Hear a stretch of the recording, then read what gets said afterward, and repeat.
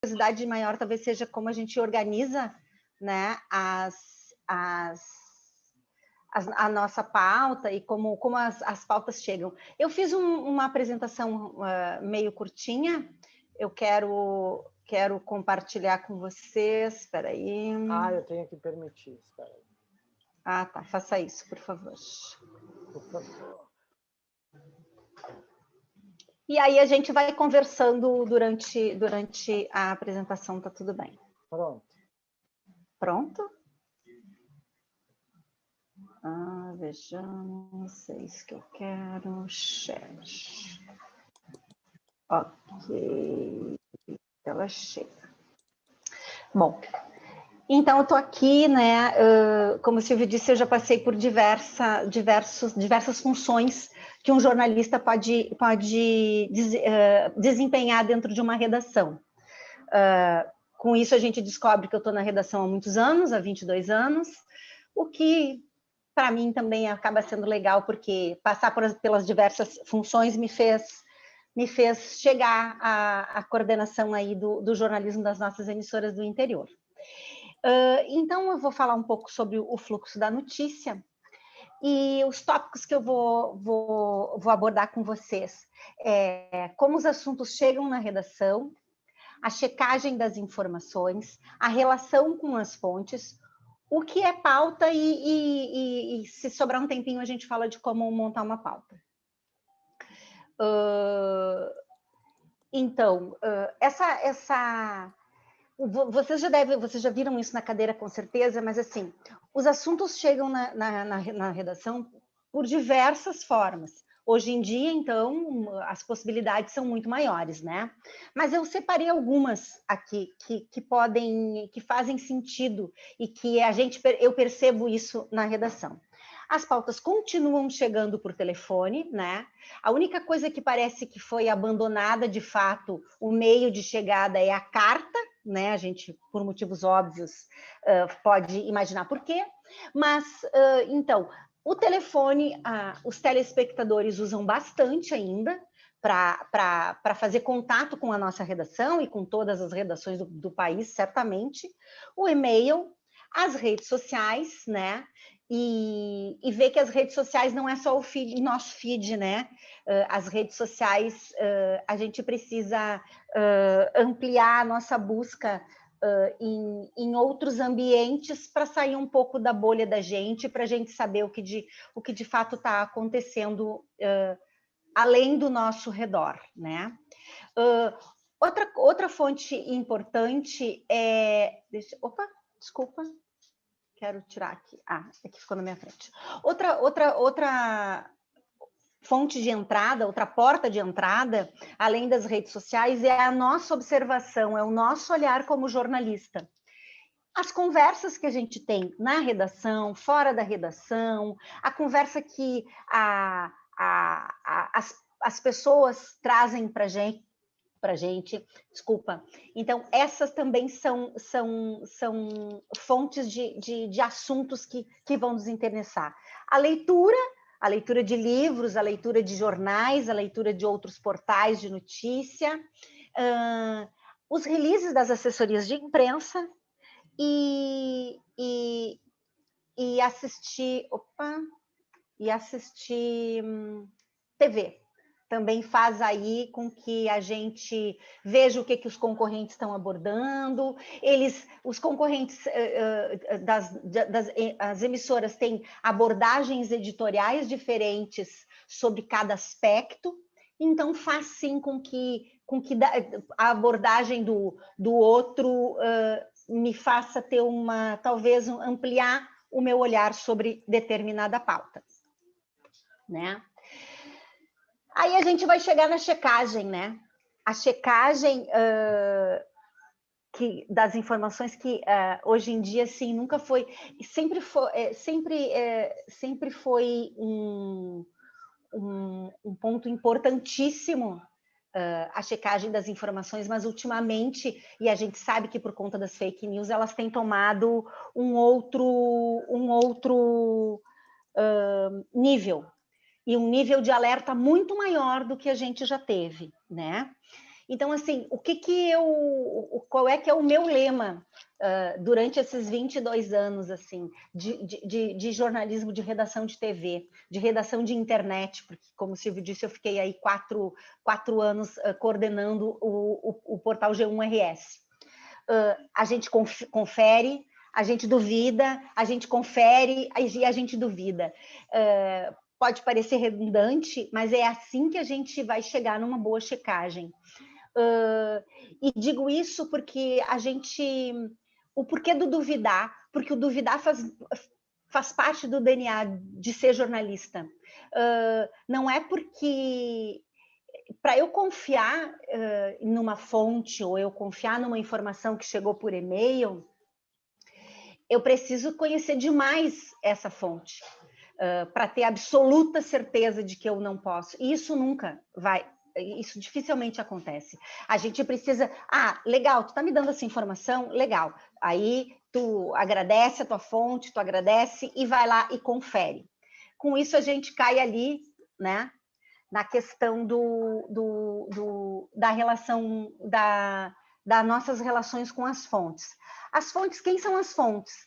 As fontes são as pessoas que ligam para a redação, nos passando informação, as que fizeram todas as entradas de assuntos por aqueles meios que a gente viu antes, mas também são pessoas que nos são mais próximas, né? Que existe aquela relação de confiança, né?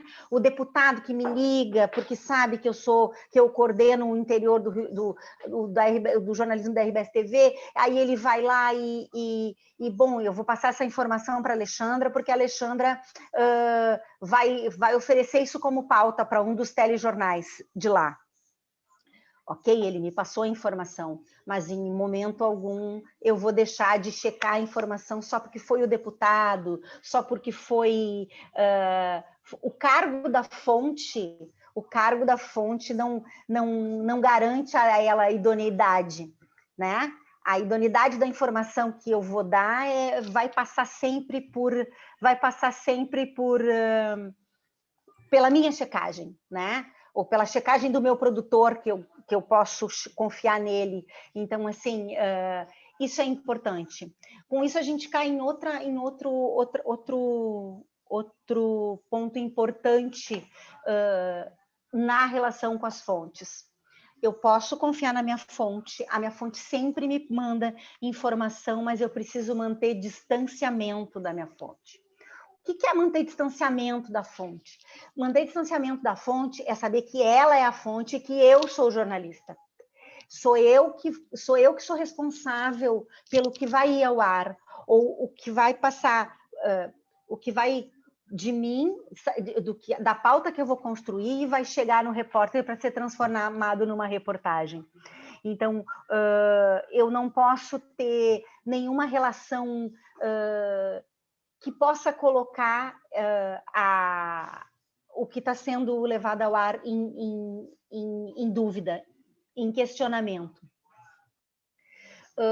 De novo, a gente vai falar de confiança, né? Que a gente precisa confiar na fonte, sim, a gente precisa, mas a gente também precisa continuar desconfiando. Eu acho que o que eu digo principalmente é que tem duas características que a gente precisa trazer para o nosso fazer jornalístico diário, que é ser curioso e duvidar de tudo. Se a gente for curioso e duvidar de tudo, a gente vai ter sempre grandes histórias para contar, grandes histórias que pode ser a história da vida de uma pessoa que possa ser interessante, grandes histórias que possa ser uma importante denúncia. Então assim, eu acho que essas quatro características aqui, que se a gente mantém em relação à fonte, a gente consegue desempenhar um bom trabalho, tá? Aí a gente vai cair no que é pauta, né? A gente já fez uma reunião, a gente selecionou os assuntos que chegaram por aquelas fontes, né? Que a gente falou no começo. A gente também obteve alguma sugestão de pauta através de assunto de reportagem, através de alguma fonte nossa, e aí eu vou para a reunião. Quais desses assuntos vão me ser interessantes, vão virar pauta? O que um assunto precisa ter que tenha chego por todos aqueles canais, porque chegam muitos assuntos e vários deles não servem, não nos demonstram, não servem não vão servir como discussão de pauta, né? Não vão virar uma reportagem. O assunto precisa ter interesse público, né? Pensando que quanto mais pessoas interessar aquele assunto, quanto mais aquele assunto, abordar aquele assunto, vai me parecer interessante para um público maior, ou ele, de alguma forma, ele vai afetar a vida de alguém positiva ou positivamente, ou vai ser um alerta, né? Se for algum tipo de denúncia, ou se for algum tipo de operação policial. Então, precisa ter um dos pontos que a pauta precisa preencher, tem interesse público. Ela pode preencher todos esses 5 itens, mas ela também pode preencher um apenas, que ela vai continuar sendo uma pauta, né? A curiosidade, um assunto curioso, ele rende. Por exemplo, a pauta de interesse público, eu posso trazer como exemplo as denúncias contra o auxílio, as irregularidades de retirada de auxílio emergencial. Poxa, a gente está num país que tem uma grande massa da população que precisa desse dinheiro e precisa saber como acessar e saber onde acessar. Então, sim, essa é uma pauta de interesse público, certo? Porque ela vai, então, aí ajudar as pessoas de alguma forma. A pauta pode valer porque ela é uma pauta curiosa, né? Uma pauta curiosa, por exemplo, digamos, pode ser o famoso e atual Cristo de Encantado. Assim, vai mudar a vida de alguém aquele Cristo? Não vai mudar a vida de ninguém. Mas aquilo é curioso. Aquilo está fazendo parte aí poxa, um assunto de Encantado. A maioria do mundo não sabe nem onde Encantado fica. Entrou numa matéria da CNN. Então, assim, esse é um bom exemplo de uma reportagem que vale ser abordada, vale ser feita uma pauta que vale ser abordada e vale virar uma reportagem, porque ela é curiosa, né? E ainda mais rivalizando com o Cristo mais famoso do mundo, que é o Cristo Redentor. Então, sim, né? Essa é uma pauta. Tem a pauta de interesse da comunidade, se a gente vai falar de um jornalismo mais local, né? Que ultimamente, que nos últimos anos tem tido aí cada vez mais espaço, o hiperlocalismo, né? Então, as pautas de interesse da comunidade, que vai lá um pouco conflitar com o interesse público, mas o interesse público talvez ele vai estar, na verdade, digamos, para o Estado todo, e a pauta de interesse da comunidade é mais o esgoto da esquina, que vai interferir na mobilidade daquela cidade pequenininha. São assuntos que são mais voltados para uma comunidade, tem um interesse mais local e não um interesse tão abrangente. Mas a gente pode lembrar que, às vezes, se a gente cruzar alguns desses itens aqui, uma matéria, um assunto que é de interesse da comunidade, dependendo do que ele se tratar, ele pode sim ser mostrado e cair lá na curiosidade ou cair no interesse público, né? Como, por exemplo, a matéria que entrou no Fantástico Domingo, que é uma matéria que é a cidade de Dom Pedro de Alcântara. Oi? Quase ninguém nem sabe onde fica, desculpa se alguém daqui é de Dom Pedro, mas provavelmente é uma cidade muito, muito, muito pequena, e assim, não é nenhuma cidade pequena e que circule nos noticiários, é uma cidade pequena e que não tem muitos acontecimentos. Então, essa cidade acabou virando notícia porque o tesoureiro simplesmente simplesmente investiu boa parte do dinheiro da prefeitura, né? Tanto é curioso, tanto é de interesse público, tanto é factual e tanto tá atual, porque os roubos nesse país, infelizmente, não perdem a atualidade, nesse e em outros também. Então, isso foi parar no Jornal Nacional, né? Então, a outra coisa que vira pauta é o famoso factual que a gente, como jornalismo de hard news, que é o meu caso, adoro, né? Está tudo programado, está tudo organizado, a gente tem uma pauta de interesse público, a gente tem uma outra de curiosidade, mas aí simplesmente acontece o sequestro de uma lotação. Isso aconteceu há muitos anos, mas me veio na cabeça agora. Ou, por exemplo, infelizmente, ali a Boate Kiss, né? O incêndio da Boate Kiss. O jornal pode estar todo programado, o factual vai lá derrubar tudo isso e a gente vai ter que sair produzindo enquanto a coisa está acontecendo, enquanto o fato, está rolando. Então, assim, eu particularmente sou a rata do factual. Eu como de hard news, prefiro muito isso. E a pauta de atualidade, que é aquela que a gente pode fazer hoje, que não vai perder a factualidade.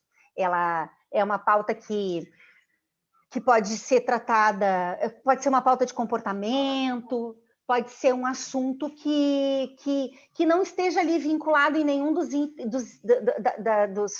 critérios anteriores, mas ela sim vai estar ali dentro do meu telejornal. Tudo isso a gente... Espera aí que eu quero descompartilhar. Então, tudo isso que eu trouxe para vocês, a gente faz nas redações da RBS TV, nas redações em Porto Alegre, na redação de Porto Alegre e nas nossas 11 emissoras do interior. Essa seleção, e é bem uma discussão, a gente faz assim, o produtor leva para a reunião de pauta o produtor leva para a reunião de pauta uma seleção desses assuntos, a gente discute, da reunião, aquele assunto não vai mais ser aquele, a gente vai acabar abordando ele de outra forma, porque a discussão e o conhecimento, e o que a gente costuma dizer, o repertório de cada um, né? Uma redação diversa de pessoas de classes diferentes, pessoas de diversos segmentos, faz diferença para a discussão da pauta. A gente pode trazer para a pauta os assuntos que na verdade, eu tenho uma visão sobre ele, mas o editor-chefe tem uma outra visão, o produtor tem uma outra visão, e a gente une tudo isso e constrói um conteúdo diferente do que a gente entrou na reunião pensando que ia sair daquela reunião, do que seria aquela pauta. Então, a discussão disso tudo faz com que a gente enriqueça a pauta. Mas também tem uma coisa muito legal, a gente passou por todo esse processo que eu mostrei para vocês, a gente fez a reunião, a gente discutiu tudo e o repórter pegou a pauta na mão e foi para a rua. Ele chega lá, não era bem assim o que a gente estava pensando. Lá, a realidade, lá onde ele foi captar a pauta, ele descobriu uma outra coisa, ele chegou lá e o olhar dele no local fez a diferença. Aí ele liga para a redação e diz, olha, eu acho que a pauta não é exatamente assim, eu acho que, quem sabe a gente vai por esse outro ângulo, que eu cheguei aqui e encontrei isso. Ou quem sabe, vocês estavam achando que a pauta era amarela? Não, eu cheguei aqui e a pauta é laranja. A gente tem que fazer a pauta laranja. E o que a gente faz? A gente confia no repórter e a gente vai e a gente faz a famosa virada de pauta, que é mais um dos nossos jargões de redação. Então, assim, esse era uma pincelada assim do que eu queria passar para vocês, do que o Silvio disse que eu poderia conversar com vocês, né? Que seria o nosso assunto, e eu tô aí aberta para as perguntas de vocês. Espero que tenha contribuído de alguma forma. Calma que não terminou, é só o começo. Sim. Estou Agora falando da parte da minha apresentação. Ah, tá, desculpa, eu estou só brincando. Tá bem. Eu imagino que os meninos e as meninas vão ter muitas perguntas. Olha, que legal. Fico contente. A gente já pode perguntar, então, agora? Claro que sim. Tá, eu tenho algumas anotadas aqui. Primeiro, eu só queria saber, tu usou o termo hard news. Hard news é factual, né? Eu não sei se tem alguma diferença, se é a mesma coisa. Sim. É jornalismo Certo. forte, jornalismo, né?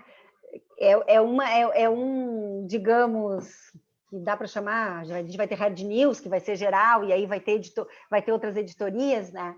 Mas sim, é o jornalismo mais ligado com o factual, assim, é aquele que é o RBS Notícias. O RBS Notícias é um jornal muito mais de factual, um pouco diferente do Jornal do Almoço, que é um jornal que tem factual, mas também tem entretenimento, tem ali uma pincelada de revista, que o RBS Notícias não vai ter, né? Então, essa é a diferença básica. Certo. E eu queria saber, assim, como trabalhou como coordenadora do G1, assim, qual a diferença principal numa pauta, além das questões, assim, estruturais e tudo mais, mas no quesito de informação que vai ser passada para a web e para a TV, assim, pensando no público. Quais são as diferenças na elaboração da pauta? Bom, o G1 também é hard news, né? Então, assim, se tu acompanha, a parte do entretenimento está toda no G-Show, né? Raras vezes tu vai ter ali alguma coisa um pouquinho mais leve, mas, por essência, o G1 também é de hard news. O que é notícia para a TV também é notícia para o G1, também é notícia para os portais. Eu acho que uma coisa que eu acho que é legal de dizer é que a notícia é a mesma notícia em todas as plataformas, em todos os devices que a gente vai acessar ela. O que a gente vai encontrar são formatos de contar ela diferente, né? Por exemplo, uma notícia de televisão, dependendo e mesmo que ela seja hard, assim, tu constrói ela de uma forma que nem sempre tu entrega todo o teu conteúdo nos teus primeiros 30 segundos, 20 segundos. Tu dilui a tua informação importante, porque tu precisa dar uma segurada no teu telespectador. No G1, nos portais de notícias, assim como no G1, a gente tem um formato de notícia um pouco mais semelhante ao jornal, porque é leitura, né? Então, assim, é claro que o formato editorial é diferente do jornal, né? Mas o que tu traz é que tu precisa, eu preciso te dar um título que te atraia, eu preciso te dar uma linha de apoio que continue te atraindo e que tenha um pouquinho mais de informação, e eu tenho que te dar o que eu tenho de mais valioso nessa matéria, eu tenho que te dar no lead, né? Eu tenho que responder todas aquelas perguntinhas incríveis e maravilhosas, que, como, quando, onde, por quê, né? Essa também é uma boa regrinha, a gente ter todas as perguntas do lead quando a gente for entrevistar uma fonte. Ai, pai, isso é muito... Eu faço isso até hoje. Porque a fonte te distrai. Se é um assunto que tu está muito interessado, tu foca ali num determinado viés daquele assunto, e aí daqui a pouco tu desliga o telefone e pá, me esqueci de perguntar isso pro cara. E isso acontece até hoje. Então, assim, manter do ladinho todas as perguntas do lead, né? O que, como, quando, onde, por quê, faz toda a diferença. Aí tu vê, e também fazer todas as perguntas também faz toda a diferença. Porque fazer todas as perguntas vai me dar por onde eu vou começar a minha matéria, né? Nem sempre o como é o mais importante, às vezes é o onde o mais importante, nem sempre o onde é o mais importante, vai ser o porquê vai ser o mais importante.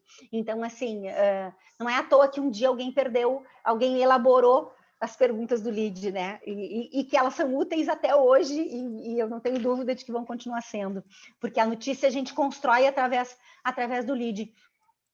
E nos portais de notícia, então, voltando porque tu me perguntou, a notícia, então, é a mesma, né?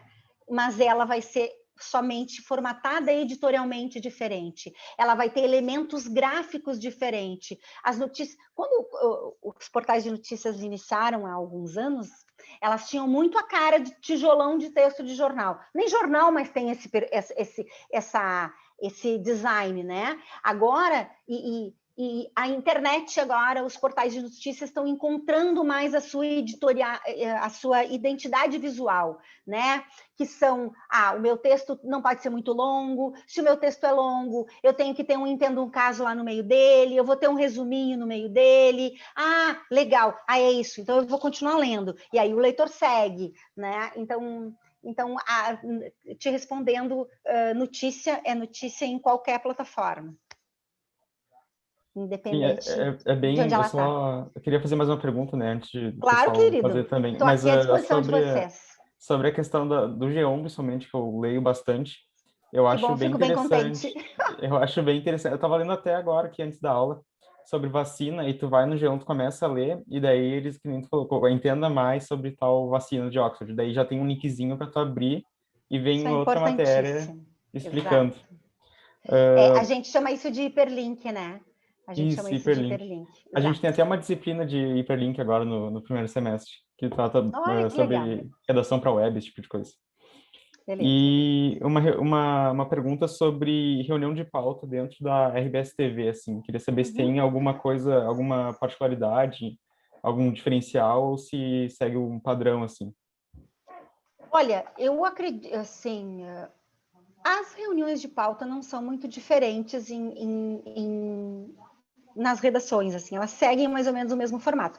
Agora, desculpa, aqui em pandemia a gente está diferente, a gente está fazendo isso que vocês estão fazendo, que a gente está fazendo agora, né? A gente está fazendo reunião virtual direto, mas assim, é como se a gente estivesse na redação, sabe? Eu acho que o que vai tornar uma reunião de pauta um pouco diferente, mas que a gente tem, e que eu sei que nem todo mundo acredita, mas a gente tem liberdade para discutir as pautas, a gente tem liberdade para discutir os assuntos, a gente tem liberdade, como disse, assim, a gente é de vários lugares da cidade, a gente mora em diversos lugares da cidade, a gente tem formação diferente, né? A gente vem de famílias diferentes, de estruturas familiares diferentes. Isso faz toda a diferença para a discussão das pautas, como eu falei antes. Então, assim, a gente entrar numa reunião e saber que a gente pode expor a opinião da gente, ou que a gente, sabe, lá do lado da minha casa, não é assim que as pessoas estão vendo isso. As pessoas estão vendo isso de um outro jeito. Isso é importante, sabe? Então, assim, e sim, eu já participei de reuniões de pauta no G1 em São Paulo, participei de pautas na Globo em São Paulo, no Rio, e sim, as reuniões de pautas têm mais ou menos o mesmo formato, assim, é essa seleção de assuntos, alguém sempre lembra de um assunto que a gente abordou ontem e que talvez ainda a gente possa seguir o famoso switch, né? Que a gente possa dar uma outra cara para aquele assunto, a gente abordou a vacinação desse jeito. Acho que a gente falou um pouquinho sobre as mortes, que está aumentando mortes para jovens. Então, quem sabe amanhã a gente amplia isso. Aí a gente vai atrás. Mas ela tem mais ou menos a mesma característica em todas as nossas reuniões de pauta e por outras redações também é do mesmo jeito. A única coisa que agora a gente está se adaptando, agora a gente se adaptou, porque vamos lá, já passou um ano, inacreditavelmente, a gente faz reunião de pauta. Eu sou uma das pessoas que estou eu estou em home office desde março de 2020, desde o meio de março de 2020, eu apareci na redação em pouquíssimas ocasiões, que foram para fazer duas coisas que eu gosto, uma coisa que eu gosto bastante, duas coisas que eu gosto bastante, é a cobertura das eleições. Eu voltei para a redação para trabalhar nos 2 turnos e voltei para a redação para trabalhar no debate, que também é muito legal, né? Eu particularmente gosto. Mas a gente sente falta daquele cafezinho, porque no cafezinho também rola pauta, né? No cafezinho também rola uma discussão que a gente pode depois mandar um e-mail ou mandar no grupo de WhatsApp. Olha só, conversei com fulano e pintou isso. Sempre a sensação que a gente tem que a reunião de pauta, assim, ela está sempre continuando, assim, porque sempre tem alguém trazendo um elementinho novo para a discussão, o que é legal. Não sei se eu te respondi. Respondeu sim. Obrigado, viu? Nada, querida. Cada um tem uma cota maior de perguntas, não precisa fazer só uma ou duas, tá? Cada um pode fazer quantas eu tenho uma também, que na verdade acho que são 2 dentro de uma. Ai, tá ótimo. Então faz uma e depois faz outra.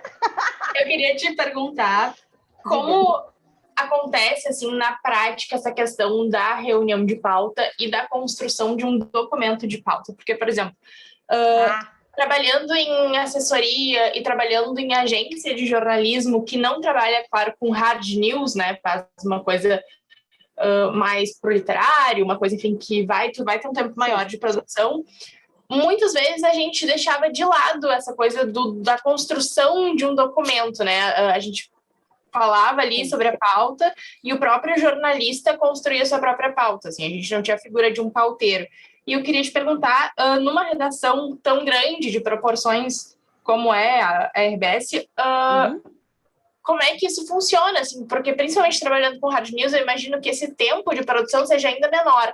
E aí vale a pena gastar todo um tempo para fazer um documento base, isso acontece? E nas reuniões de vocês, que tem muitos jornalistas, todo mundo participa? Para todo mundo para participar? Olha, nem sempre todo mundo participa. Alguns ficam de câmera fechada, ou que é o nosso caso agora, né? Não estou dizendo em relação a ti, mas eu digo como a gente está virtualmente, tá? Tem alguns que participam, outros só ouvem, mas assim, as reuniões de pauta, vamos começar por aí então. Vou começar pelo final pela tua segunda parte da tua pergunta. A reunião de pauta. Desculpa, tu terminou? Eu acho que te interrompi, perdão. Não, terminei. Então é isso. A gente termina o jornal, a gente reúne, né? E aí o produtor vem com aquela seleção de assuntos. Participando da reunião, o chefe de reportagem, o produtor do jornal, daquele jornal, os editores de texto daquele jornal, o editor-chefe, o editor executivo e os repórteres que participaram daquele jornal. Não é obrigatório que eles participem, porque alguns têm a história de estourar horário e aí não podem ficar depois do horário de bater o cartão, mas tem alguns que têm horário e participam dessa reunião, né? Então, ela é formada por esses atores, né?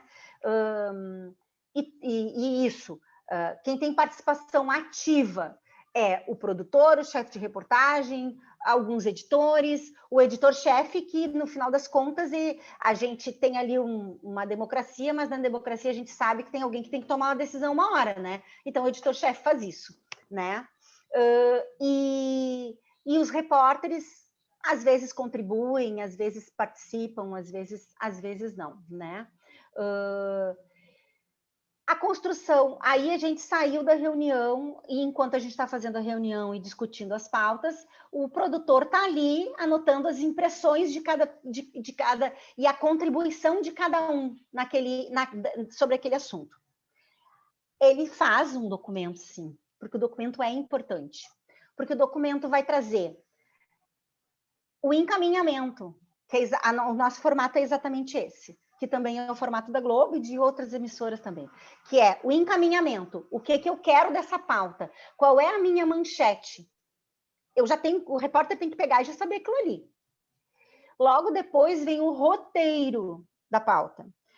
Às 9h, eu vou no postão da Modelo, lá eu vou entrevistar o Silvio, ele vai falar sobre isso, o cargo dele é esse, porque a gente teoricamente, nem sempre na prática dá tempo, a gente dá uma pré-entrevistadinha na fonte, se a gente não conhece a fonte, tá?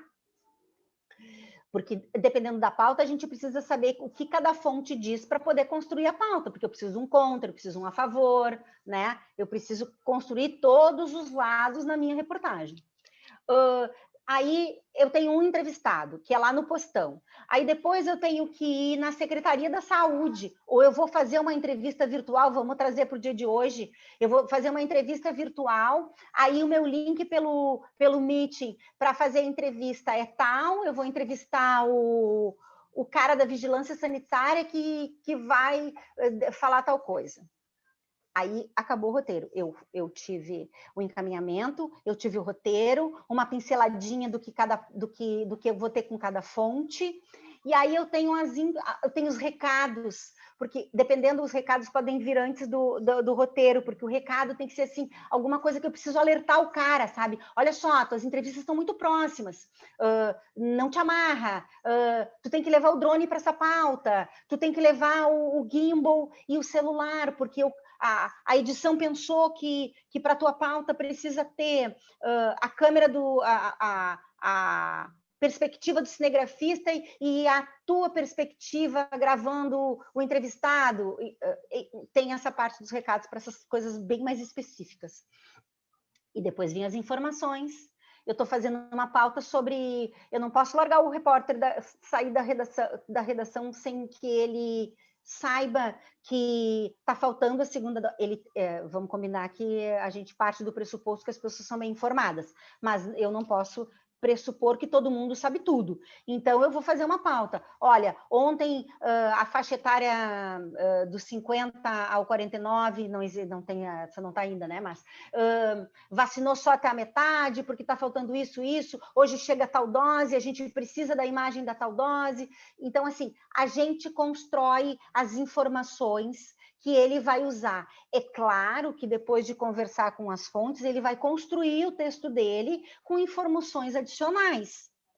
E é claro também que, por exemplo, que eu usei o exemplo da vacinação, eu vou ter que entrar lá no painel da vacinação no final da tarde, antes de fechar o meu texto, para atualizar os meus dados, né? Então, sim, a gente faz isso.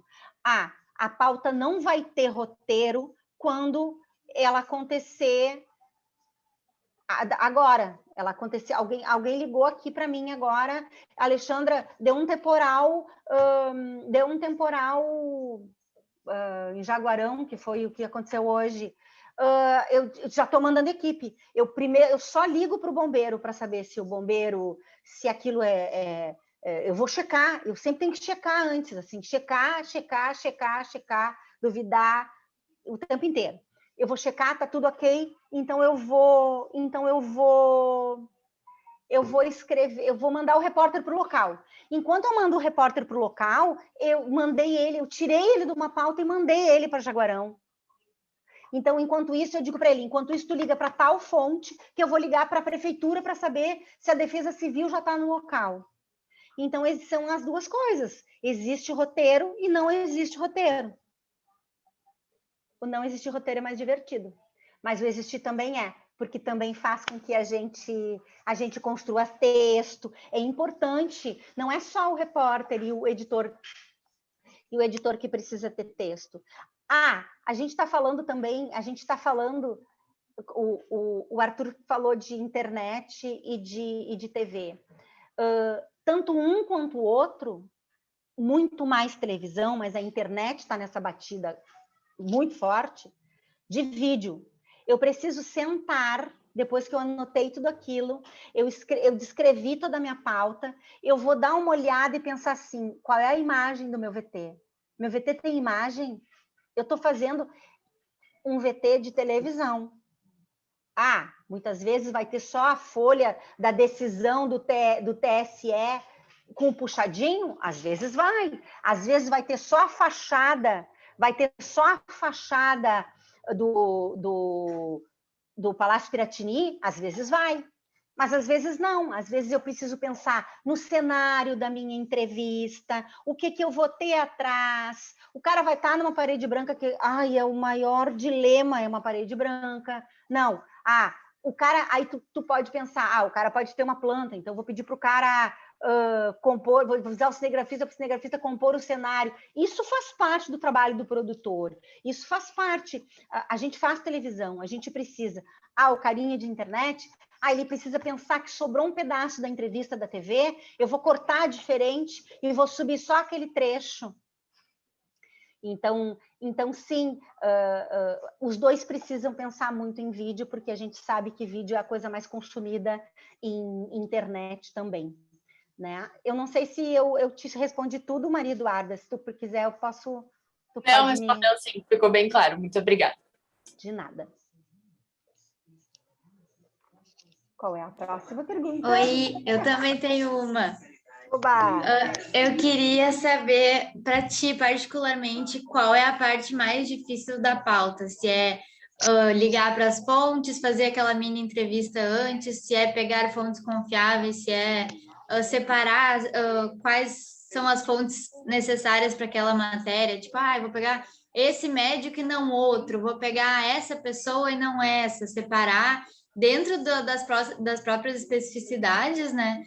Ou se é, enfim, produzir, que também é um processo que leva tempo, leva, enfim, criatividade, esforço e tudo mais. O que é mais difícil para ti, particularmente? É mais uma curiosidade mesmo. Beleza. Primeiro eu preciso dizer que de todas as funções que eu passei durante esse tempo todo, a que eu mais gosto é a produção. Eu sou rata de produção, assim. E por quê? Porque, na verdade, é assim... a pior do mundo para mim. A cara do senhor! Não é a pior do mundo. Pensa que tudo que vai na TV passa pelo produtor, meu. Olha que tesão é isso. É justamente por isso, dá muito trabalho, muita responsabilidade. Dá muito trabalho, é verdade, dá muito trabalho, mas é muito legal. É muito legal. E é muito legal por saber que a construção do produto que está no ar, ou a construção do produto que está no G1, teve um dedinho meu. Isso assim, para mim isso é muito gratificante. Mas vamos lá. O que eu acho? O processo todo é um processo trabalhoso, tá? Mas é um processo gratificante, no meu ponto de vista. A outra coisa que eu acho, o que eu acho mais difícil mesmo, é ter que marcar uma entrevista com pessoas que perderam seus familiares. Pessoas que estão passando por dramas difíceis de vida. É sempre tão difícil, sabe? E aí, assim, vai lá de novo. A gente precisa a gente é profissional de humanas. Jornalista lida com gente. A gente conta a história de gente. Então, eu preciso me colocar no lugar do outro. Eu não posso ligar. Oi, a senhora pode me dar uma entrevista? Eu sei que o seu marido morreu de Covid ontem de noite. Não, eu não posso tratar essa pessoa desse jeito. Eu preciso me colocar no lugar dela. Eu preciso ter paciência. Eu preciso, talvez, começar a conversa por um outro lado, não ir diretamente ao ponto. É a parte mais difícil mesmo que eu encontro é ter que fazer com que essas pessoas que já estão super calejadas, super machucadas, elas terem que dar uma entrevista para a gente, sabe? Para mim, essa é a coisa mais difícil. Sobre a escolha das fontes, esse é um bom de um exercício, Marina, porque, assim... quando eu olho ali, montar uma pauta é olhar para um tabuleiro cheio de peça. Então, assim, eu preciso prestar atenção se no meu tabuleiro está todo mundo que precisa estar, para aquele assunto estar transparente. Eu preciso olhar para aquele tabuleiro e dizer assim, o CPES está sendo ouvido. O CPES não é pé, o CPES é sonora na matéria da discussão da volta às aulas. Sabe? Então, assim, e eu como produtora, se alguém me diz assim, matéria já tem 4 entrevistas, o CPERS a gente pega de nota. Não, o CPERS a gente não pode pegar de nota. O CPERS tem que ter o mesmo espaço que os outros têm. Eu estou só citando o CPERS porque é o mais polêmico de sempre, sabe? Mas qualquer outra a gente precisa lembrar que todo mundo tem que ter o direito de ser ouvido igual. E essa responsabilidade passa por todo o fluxo da notícia. Mas ele passa primeiro pela gente que é produtor, né? A gente tem que... alguém vai dizer, vou cortar esse cara da matéria, a gente vai lá e defender. Mas, assim, em algum momento pode acontecer isso. Mas, assim, a gente tem certeza, vou dormir com a minha cabeça tranquilinha no travesseiro, que meu tabuleiro estava preenchido, estava todo mundo que tinha que estar para aquele assunto tá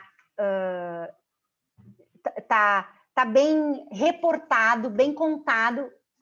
Para mim tá bom. Era isso. É que a gente fez um exercício, né, na aula passada, o professor boa. deu uma produção de pauta. Aí a gente até comentou assim, eu particularmente, a minha pauta só tinha a fonte oficial. Daí o senhor falou, tá, mas tu não vai ouvir uma pessoa que tá usando, que tá... Enfim, era um aplicativo, né? Uhum. E aí, mas é para a comunidade, então tem que ter alguém da comunidade. E aí, às vezes, a gente acaba esquecendo um lado, né? Então, por isso que eu te perguntei, assim, da questão de como é difícil ver por todos os lados, às vezes a gente acaba esquecendo, e isso vai acabar afetando a credibilidade da notícia, né? Vai parecer que a gente só escolheu um lado. Certamente. E isso é importante que tu falou. A gente sim, e viu, aí tu olhou, tu não achou que tinha nada errado. O Silvio... precisa ter alguém. A gente sempre precisa lembrar que as matérias da gente precisam ter personagens. Por que elas precisam ter personagens? Ou cases, né? É a mesma coisa, né? Elas precisam, porque elas precisam causar empatia nas outras pessoas. Eu preciso trazer o exemplo de alguém para que eu toque outra pessoa, né? Eu só mostrar a tela todos os dias no RBS Notícias, por exemplo, que já tem quase 25.300 pessoas mortas de Covid no Rio Grande do Sul, e que mais de metade disso aconteceu só nesse ano de 2021, isso não é suficiente. Eu preciso mostrar a Dona Maria, a gente tem mania de dizer Dona Maria, tá? Mas assim, a gente precisa mostrar a história de alguém que perdeu, porque assim, se eu disser que alguém perdeu, eu tenho pai, eu tenho mãe, então assim, se eu contar para ele, se eu mostrar o drama de alguém que perdeu um pai e perdeu uma mãe, eu posso me identificar e eu posso passar a levar aquilo a sério, eu posso encarar aquela notícia que é tão importante de um outro ângulo, por um ângulo emocional, né? Então por isso que tem que ter, não pode nunca ter só o oficial, né? Para a gente trazer todos os olhares. Vitória e Lohana tem perguntas.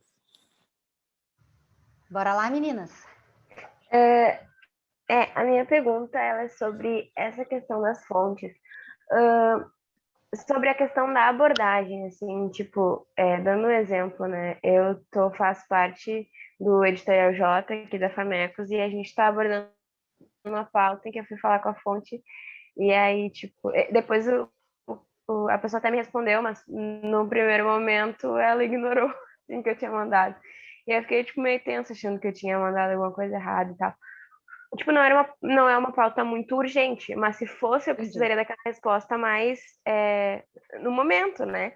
E aí, como que a gente faz para não ser, assim, meio invasivo, estar meio que forçando a pessoa, insistindo para que ela fale e tal, porque isso pode fazer com que a pessoa tenha uma reação negativa, e aí talvez ela já nem queira mais falar contigo, alguma coisa assim, né? Tá, é bem legal isso, assim. Primeiro, em alguns momentos a gente vai ser, principalmente com fonte oficial, que ficam nos enrolando, a gente depende de deadline de jornal, no caso de vocês aí tem um espaço maior, né, que eu sei, que tu mesmo dissesse, mas assim, a gente depende do deadline do jornal, a gente manda, isso é uma coisa que a gente, não adianta o jornal entrar no ar meio-dia, aí 15 para meio-dia eu tô cobrando, eu mandei a minha primeira questionamento para a fonte, que é uma posição importante para a matéria. Eu não posso ir para cima da fonte e dizer, pô, tu tem que me dar até o meio-dia. Não, amigo, a gente precisa assim, a posição da fonte é importante, eu preciso fazer um contato prévio, a fonte precisa talvez ir atrás de informação para me trazer a resposta. Talvez o cara não tenha a resposta de pronto. Então aí tu faz, lá sei, umas 2 horas antes, 1h30, aí tu vê, pá, já passou 1h30, e aí, conseguiu, assim, gentilmente, a gente fica cercando. Mas uma coisa que eu quero te dizer é que, assim, eu nunca só mando pelo WhatsApp. Só o WhatsApp não funciona. Na maioria das vezes. Quando a gente precisa de urgência, então, esquece. Se a pessoa não quer te responder, ela vai ler o WhatsApp. E ainda mais agora, com essa coisinha que não deixa o azulzinho, que me deixa louca. Eu preciso saber se a pessoa leu minha mensagem. Eu fico assim, angustiada que a pessoa não leu minha mensagem. Aí, liga. É importante ligar, a gente tem que ouvir a fonte. De novo, a gente é gente que trabalha com gente, a gente é gente que reporta a história de gente. A gente precisa conversar com as pessoas. Então, assim, Lohana, em algumas situações a gente vai ter um tempinho, assim, para não ser tão invasivo. E, assim, invasivo não é insistente, né? Às vezes a gente pode ser só insistente, né? E invasivo dependendo de como a gente questionar a fonte, invasivo dependendo de como eu vou abordar o assunto, que às vezes é delicado, e aí vai ser invasivo, sim. Mas eu acho que ser insistente não é um problema, porque todo mundo sabe que jornalista é insistente. Entendi, muito obrigada. Nada, querida. Oi. Oi. Eu vou fazer algumas perguntas. E para perguntar, eu quis trazer um caso para deixar mais explícito, para que tu me entenda. Perfeito. Então, sempre fala que é necessário fazer a checagem. Então, eu trouxe aqui o caso que saiu hoje na Record, do Paulo Gustavo, que ele está entubado, e falaram que ele morreu e postaram isso na televisão, abertamente. Mataram o Paulo Gustavo? Veicularam, não postaram na televisão. Postagem a gente posta nas redes sociais. Ai, desculpa. Não te preocupa, não te desculpa. A gente está aqui falando sobre coisas de TV só por isso, não te preocupa. Ah, tá. E eu queria saber justamente isso, porque eu tenho certeza que não foi feita uma checagem. E eu queria saber, assim, como que eu posso fazer checagem nesse tipo de caso? E como que eu sei que é confiável a checagem? Porque eu tenho, se eu chegar, a pessoa, o repórter chegou no hospital, ninguém te dá informação. Como que eu posso provar a informação? Eu começo a partir de quem? Eu falo com quem? E para esse tipo de notícia, eu quero postar primeiro. Postar não, Veicular, postar. Veicular primeiro, eu quero mostrar primeiro no meu jornal, eu quero ser a primeira a postar. Como que eu consigo uma checagem para esse tipo de notícia? E nesses casos, como eu posso abordar? Porque é um caso bem específico e muita gente pode criticar falando que tem falta de empatia. Então, como que eu posso fazer nesse tipo de caso? Bom, primeiro, que tu tocou num ponto importantíssimo que eu vou começar por aí antes de todo o outro. A gente não coloca nada no ar sem checar. Não importa que tu vai dar depois dos outros.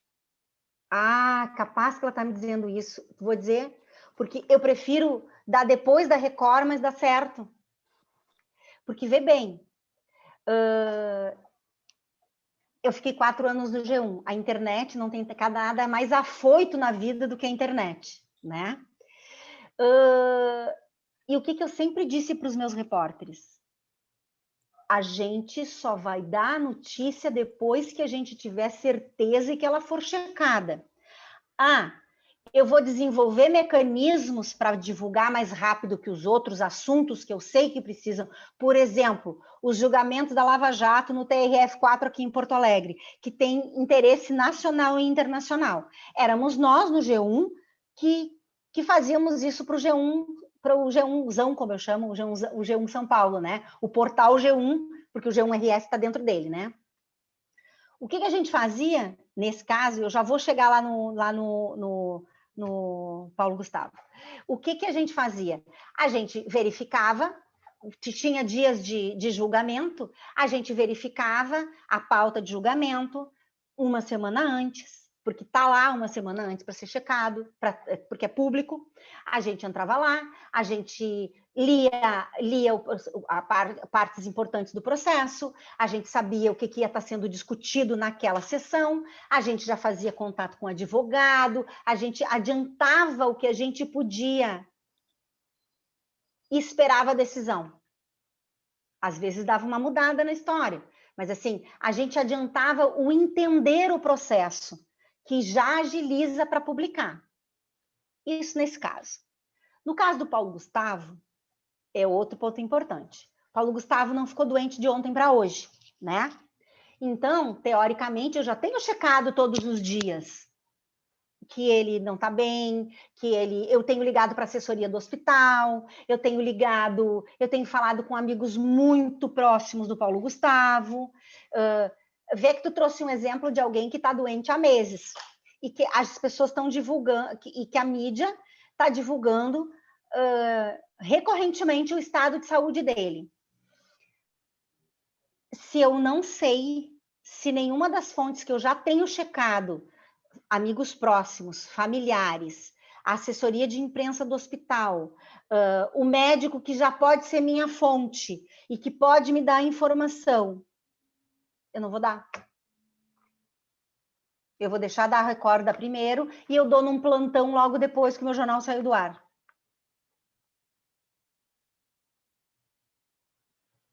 Oi? Achei que tu ia falar mais alguma coisa. Não, quero ver, eu te respondi, é porque tem coisas diferentes. Sim, entende? É que eu porque, fico... Assim, Pode falar. É que assim, essa coisa do furo, num momento em que a gente vive uma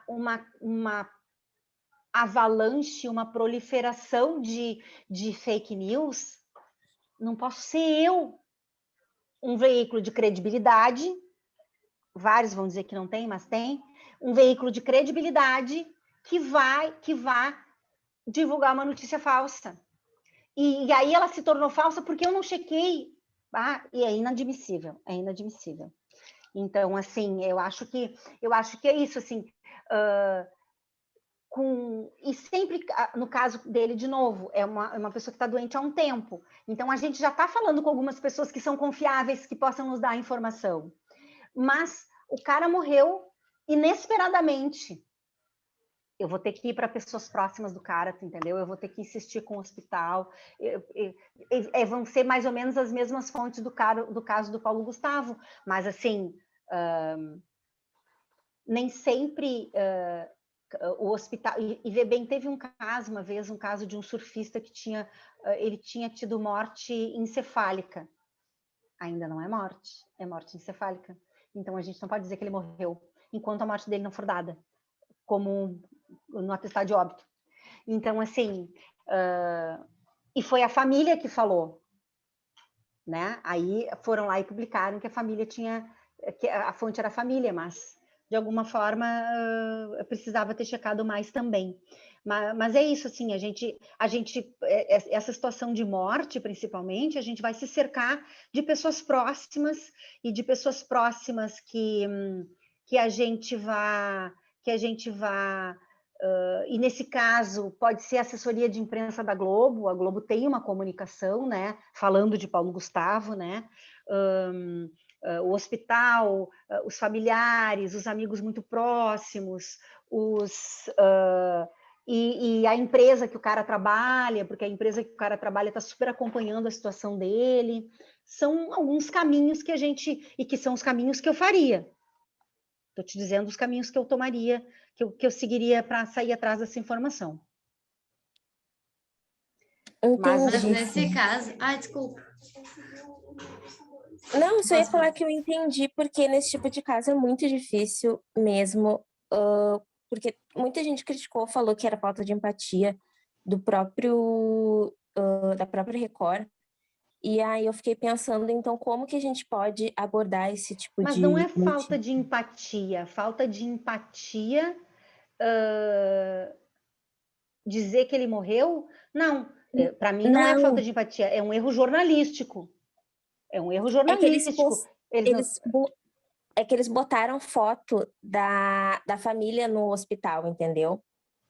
Então, essa foi a crítica. Só que não teria que ter imagem?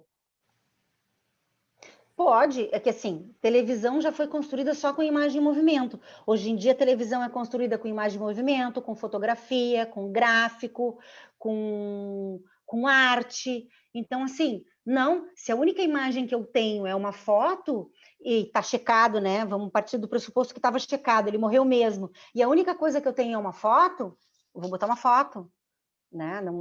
Quanto a isso, não tem. A televisão já foi mais. Queria achar o termo, tá me fugindo, mas já foi mais rigorosa. Careta, obrigada, Silvia. Já foi mais rigorosa e mais careta nesse sentido. Hoje em dia, a definição de imagem foi ampliada, né? A gente, claro que a gente sempre corre atrás da imagem em movimento, mas se o que eu tenho é relevante e importante apenas com uma fotografia, é uma fotografia que vai para o ar. No caso ali do Paulo Gustavo, tu sugeriria, então, tipo, ir primeiro eu acho, né? Ir primeiro em todas as outras fontes antes do marido dele, né? Tipo, tentar pelo menos por caminhos que não sejam tão invasivos, porque... Não, eu acho que em qualquer caso, a família deveria ser o depois, né? Caso o hospital não dê... Dependendo da situação, eu ia ligar para o marido dele. Se todo mundo já tivesse, se eu tivesse ido em duas fontes que teoricamente, vamos lá, fossem confiáveis e que me dariam informação e não estão me dando, eu vou ligar para ele. Eu vou pedir desculpa, eu disse, olha, eu preciso te pedir desculpa, eu preciso te fazer essa pergunta, porque o Paulo Gustavo era uma pessoa pública, as pessoas estão comovidas e torcendo por ele, então eu iria por aí, sabe? Eu pegaria pela emoção e pela importância da pessoa, né? Mas em algumas situações a gente não escapa de ligar para o dono do morto, como eu digo. Às vezes tem que ser o dono do morto e não o que faça. Aí é o que eu tô dizendo, aí é o que a gente tem que fazer. Aí a gente tem que ter empatia para se colocar no lugar da pessoa. Ser gentil, compartilhar a dor com o cara, sabe? Com a pessoa, no caso, desculpa a gíria. Mas por aí.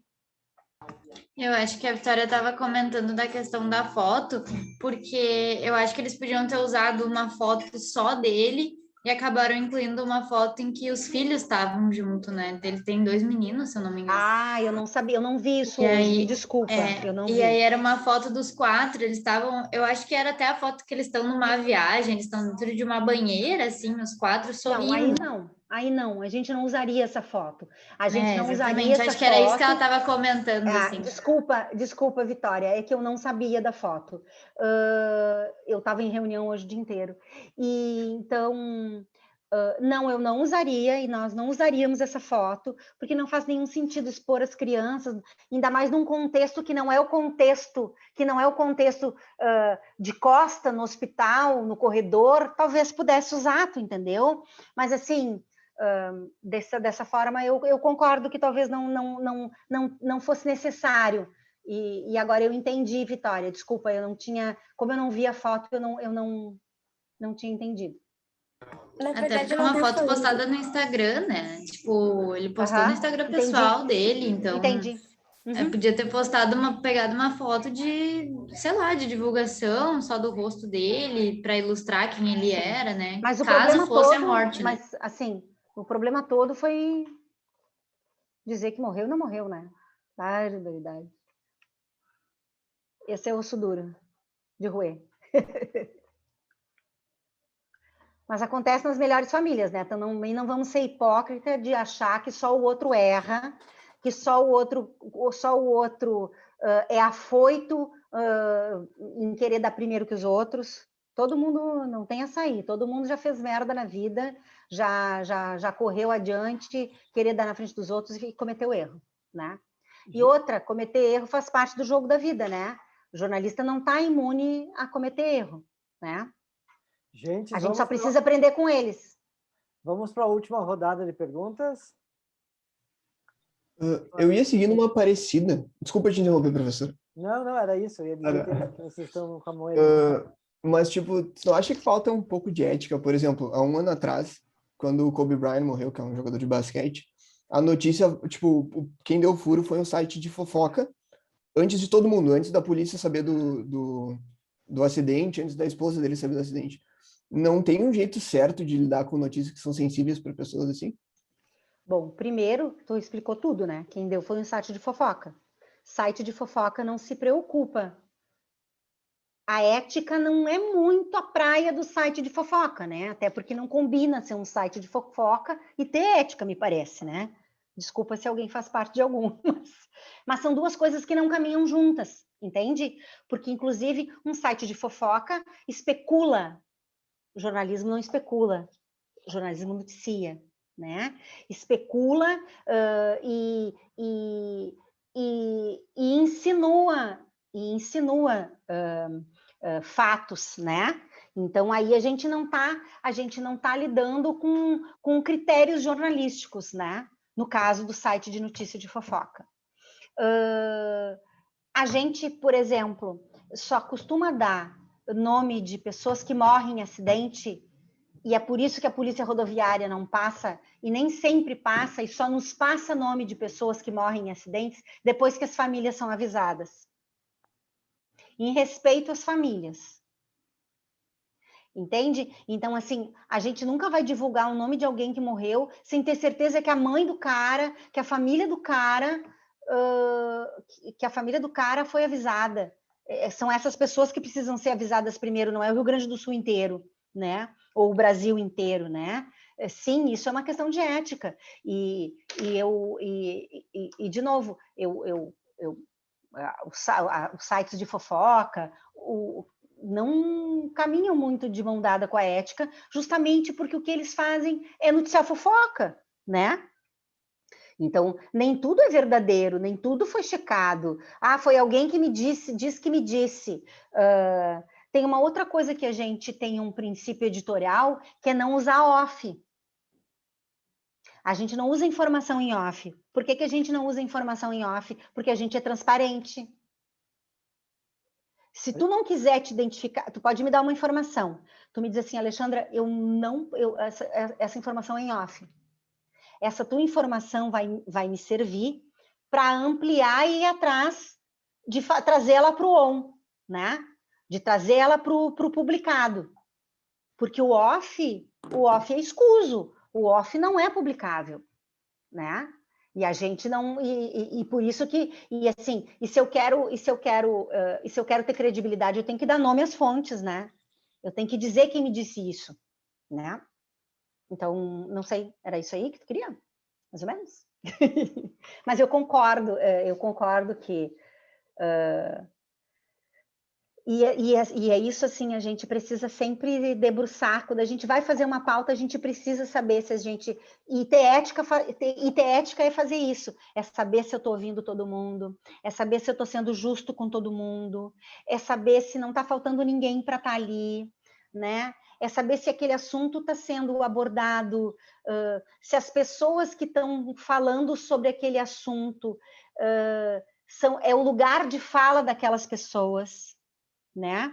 Eu preciso trazer pessoas que falem sobre assuntos e que pessoas diversas, e que algumas dessas diversas sejam pessoas que aquele assunto seja o lugar de fala dela, né? Isso é tratar um assunto, já é tratar um assunto, uma abordagem de uma forma ética, né?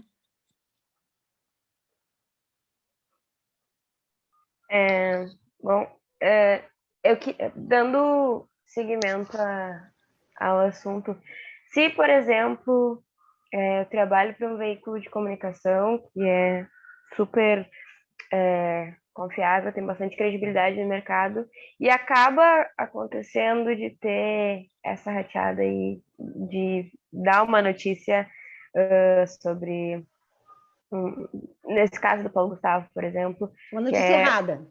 Uma notícia errada que tem uma grande comoção, assim, né, nacional.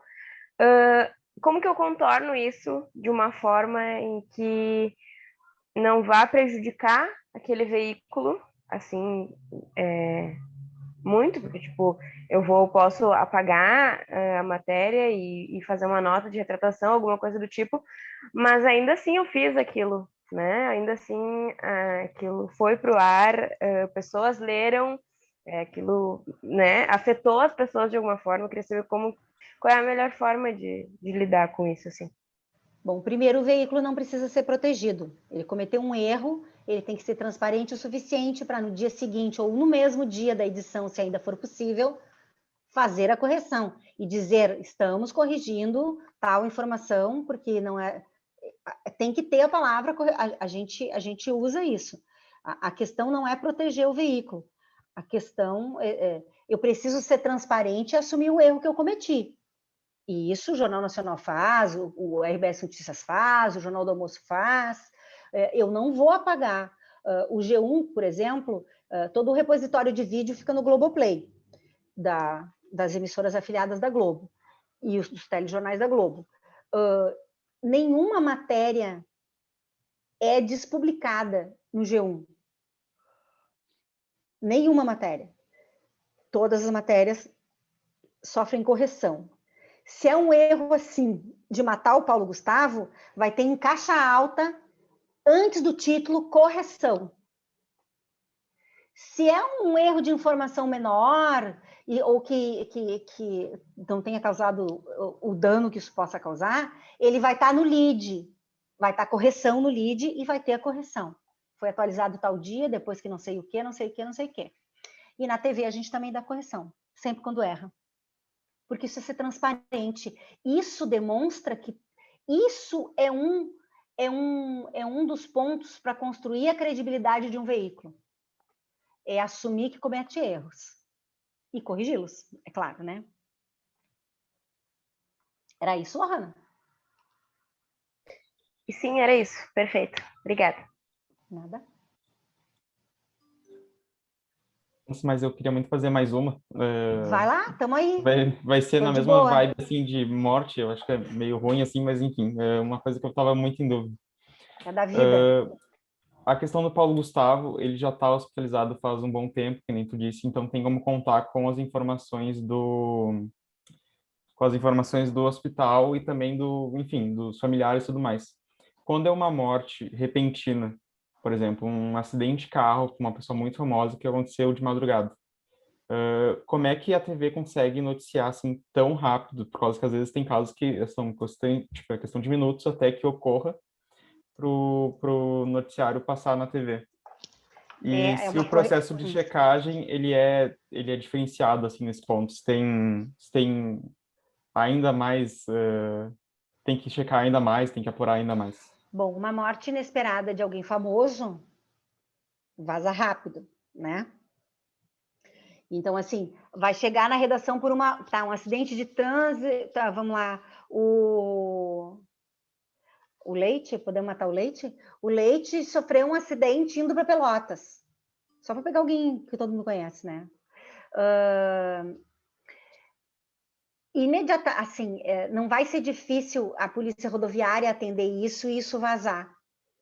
Então, a gente vai seguir checando, a gente vai ligar para o Palácio, a gente vai ligar para a rádio local lá da cidade, né? E o cara talvez esteja no local. Então, assim, a gente vai... eu vou checar, vou pedir para o Silvio ligar para mais alguém, vou pedir para o produtor do G1, porque a gente trabalha integrado desse jeito, a gente, quando é um factual, a gente se utiliza de vários braços, né? Para cada um ir para um lado, e quem trouxer a informação checada primeiro, a gente dá. Mas sim, é tenso futebol clube, mas de novo, a gente não vai dar, sabe? A gente não vai dar se não tiver certeza. Aconteceu? Não aconteceu? Vamos... em algum momento, assim, se é alguma coisa grandiosa pra caramba, alguém com um crachá pesadaço vai assumir. Não, vamos dar assim. Tá bom, vamos dar assim. Mas alguém cuiudo bancou, entendeu? Mas isso é muito, muito, muito, muito, muito, muito raro mesmo, assim. A gente faz uma força-tarefa, como a gente chama, e fica cada um ligando para um lado, cada um insistindo com várias fontes, para a gente poder dar o mais rápido possível. Só complementando, eu entendi, eu não tinha me tocado que rolava de fato uma força-tarefa, assim, de várias pessoas procurarem várias fontes. Mas sim, faz mais sentido agora, porque é noticiado tão rápido. Por exemplo, de madrugada, a gente só tem o repórter da madrugada em Porto Alegre, no Rio Grande do Sul todo, tá? Porque as redações do interior não trabalham de madrugada. A gente não tem braço, nem perna. Aí, então, a gente tem um repórter na madrugada em Porto Alegre, com um cinegrafista e um motorista. Esse repórter, aonde é que tem outro repórter? Na Rádio Gaúcha de madrugada. Então, eles super trocam figurinhas os dois, a madrugada toda. Um pro outro. Não é assim, primeiro para mim e primeiro para ti. É meio, a gente faz essa parceria. Por exemplo, vocês não vão lembrar, mas teve por acaso foi meu aniversário, dia 14 de abril, há uns 8, 10 anos, um assaltante que era procurado, o Seco, que era assaltante de banco, ele estava sendo procurado e ele foi preso pela polícia, ele foi pego numa barreira policial aqui na 386. Santa Cruz não tinha repórter de madrugada, ninguém tinha repórter. O repórter, por acaso naquela época eu era chefe de reportagem, o repórter da madrugada me ligou e me disse assim, o Seco foi preso, está na polícia rodoviária em Tabaí, não sei aonde, na 386, Montenegro, algum lugar na 386. Aí eu disse assim para ele, vaza para lá, tu vai para lá, o cara tá preso lá. E no meio desse tempo eu fui fazendo outras checagens, mas eu larguei ele imediatamente. Ele foi fazer uma ronda e descobriu isso na ronda, porque ainda não tinha se espalhado.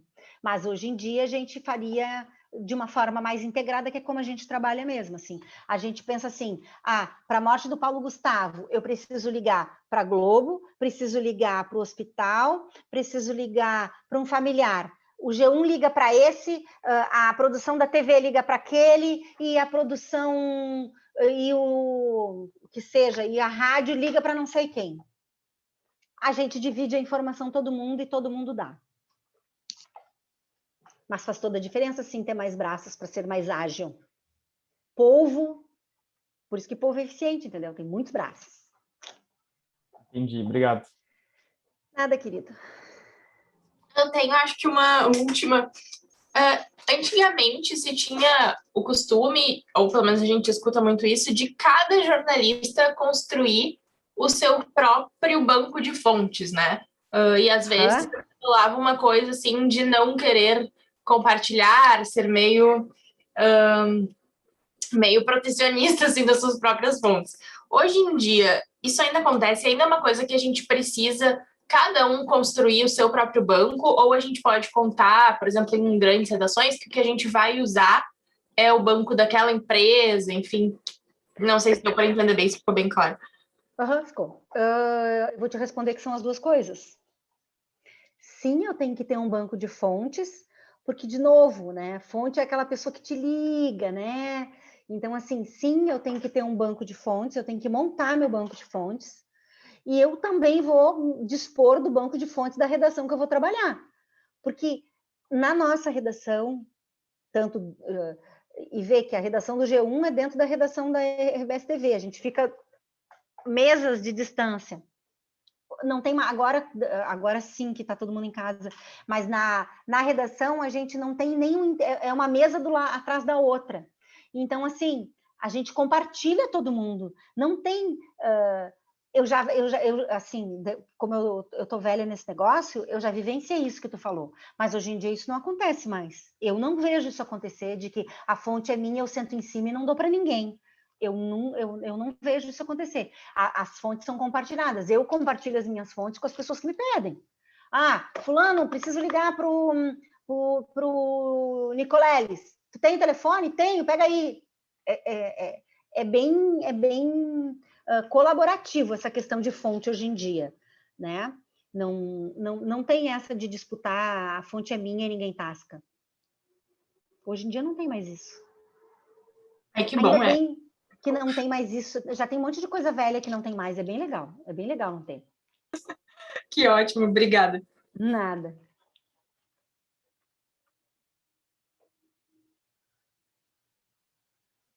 Gente, é isso. Eu disse para a Alexandra que era um papo de 40 minutos. Que bom que eles gostaram. 1h30. Mas eu de fora achei ótimo. Ai, que bom. Eu gostei bastante. Assim, eu fico bem contente, mesmo com as dúvidas de vocês, porque vê bem, assim, qualquer um de vocês podem ser meu colega daqui a quanto tempo todo mundo se formar? 2, 3 anos? Não, mais? Mais, né? Mais. Então, assim, que seja, provavelmente eu espero ainda continuar no mercado de trabalho, então, assim, a gente pode trabalhar junto. Então, assim, saber que vocês têm essas dúvidas, saber que essas coisas inquietam vocês, é bem legal mesmo, assim. É bem legal. Sinal de que o professor Silvio está fazendo um bom trabalho. Sinal que eles são bons. Serão ótimos jornalistas. Também. E assim, o Silvio tem o meu e-mail. Se vocês quiserem, se vocês tiverem qualquer outra dúvida, outro questionamento, um dia que a redação for aberta novamente, porque agora está fechada por causa do Covid, né? A gente não está, nem entrevistado entra na redação, então vocês podem ir lá, a gente pode combinar alguma coisa. E eu sigo à disposição para esclarecer dúvidas que surgirem.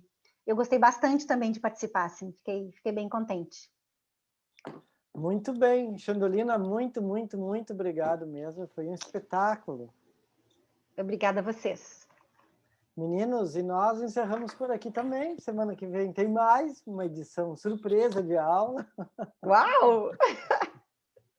Mas hoje era isso mesmo, acho que vocês também aproveitaram, né? Todo mundo Todo mundo super participou, foi muito legal, fiquei orgulhoso de vocês. Perguntas espertas, inteligentes, apropriadas. Levamos a sério o bloco ali da aula, senhor. Preparem perguntas. O Verdade, Arthur foi o que mais levou a sério, adorei.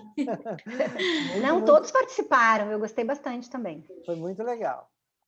Fiquem bem, muito obrigado. Mais alguma questão? Alguém quer levantar alguma questão? Então, Nenhum, Arthur? Vai lá, Arthur. Nenhum, Arthur. Não, todas as perguntas já estão com um certinho do lado aqui anotadas. É, isso aí, ótimo, já está com cheque, ótimo. Então tá, meninos. Valeu. Tchau. Tchau, boa noite. Tchau, pessoal. Boa noite. Boa noite. Muito obrigada. Obrigada a vocês.